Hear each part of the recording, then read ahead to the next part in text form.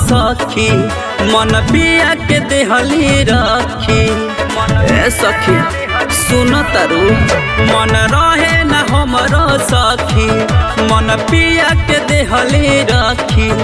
अरे बाते कमरिया सारा रे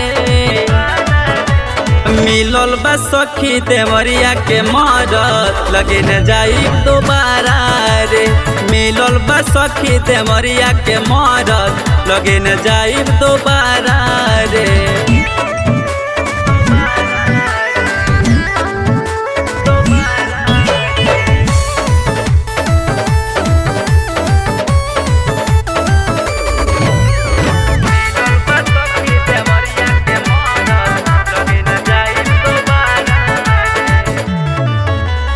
सोलह बरिस के बाली उमिर जा बनी अभियान जान।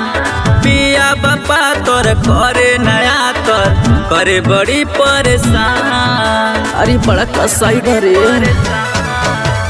16 बरिस के बाली उमिर जा बनी अभियान जान। पिया बापा तोर करे नया तोर करे बड़ी परेशान। दौड़ेला जैसे उदारा रे दौड़ेला जैसे उदारा रे। मिलल बा सखी देवरिया के मरद लगे न जाइब दोबारा रे। मिलल बा सखी देवरिया के मरद लगे न जाइब दोबारा रे। लगे न जाइब लगे न जाइब लगे न जाइब दोबारा रे। मिलल बा सखी देवरिया के मरद लगे न जाइब दोबारा रे।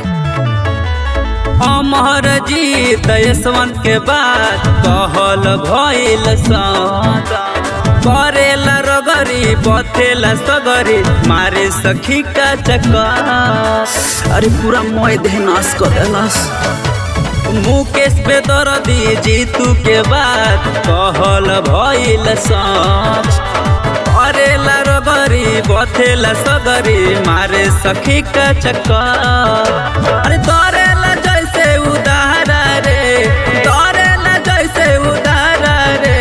मिलल बा सखी देवरिया के मरद लगे न जाइब दोबारा रे। मिलल बा सखी देवरिया के मरद लगे न जाइब दोबारा रे।